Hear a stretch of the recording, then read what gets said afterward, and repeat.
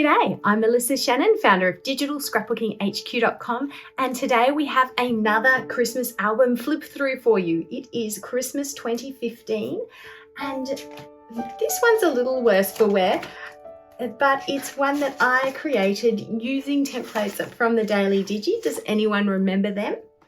So I hope you'll enjoy the flip through. Let me know what you think of my 2015 album. It's an 8x8 album of digital scrapbook pages that I created, and honestly I can't even remember where I printed this. I'm guessing Snapfish because of the black inside and the no inner pages, but who knows. This photo book really does need a reprint. This page is entirely torn, but never mind. For this album I actually used a set of templates from the Daily Digi, and I used some kits and papers there. And I do love seeing these old screenshots. They're time capsules really. Lots of journaling for each day here. I think I maybe did every day, but I'm not entirely sure. The old, for Australians like watching, look, that's the old Woolworths logo in our new car that we needed to do because we were gonna have a fourth baby any day. This project was done, and I was due on the 29th or the 27th, depending on who you believe. And I am certain that I did not actually scrapbook this at the time. I definitely took the photos and possibly did some film going to a midnight screening of Star Wars that they decided to do at the last minute. That was fun. It was funny. Lucy definitely used to go around and eat everyone's leftover lunch or breakfast.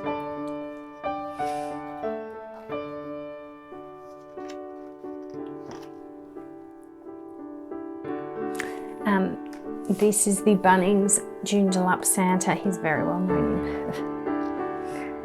And then I went and saw Star Wars.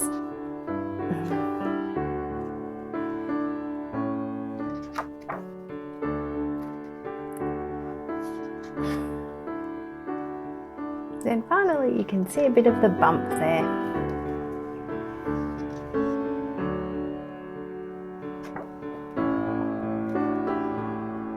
Documenting all the gifts. These Mary Poppins Barbies I had kept for many years until Emily would be old enough to appreciate them.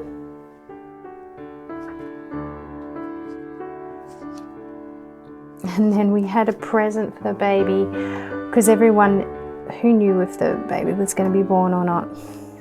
Spoiler alert, he couldn't actually fit into that until he was a year old, so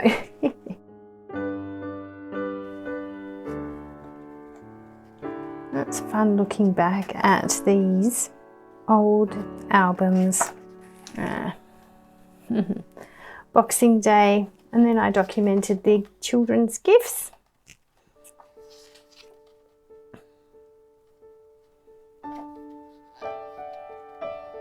And then documented family birthdays, always so many family birthdays. And then finished off with a copy of the cover.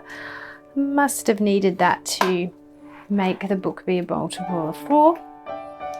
And if I was doing this book again, I mean, the only thing I don't love is a bit of the inconsistency with some squares and some rounded off, but look, I'm really still happy with that. I don't really look back on these things and kind of judge the styles that were in fashion. I really just am enjoying that I've actually documented it. And I hope you are too when you look through your old albums. Don't nitpick it, just enjoy that you've done it, and it's beautiful. And if you haven't had a chance to document Christmas 2015, you can always check out my class, Simple Family Yearbook. It helps you take a whole bunch of photos, curate the best ones using AI in Photoshop Elements, and get someone else to design and make your scrapbook for you. for free. It's pretty cool service there. So check out Simple Family Yearbook if you've got a couple of Christmases you'd love to catch up on. Thanks so much for watching. I hope that I have inspired you to create an album with some of your memories. And if you're feeling inspired, why not head to digiscraphq.com/SFY for Simple Family Yearbook, where I take you through my easy 4-step process to create a photo book for Christmas, for your whole year, for any topic you like. It's a simple 4-step process, and I hope that you will enjoy having precious memories like these in your hands. Thanks so much for watching. If you've enjoyed this video, why not give me a thumbs up? Click on the subscribe button and click the bell icon so that you'll be notified of my new videos in this series and about Photoshop Elements. If you'd like to learn more about digital scrapbooking or Photoshop Elements, head to digitalscrapbookinghq.com.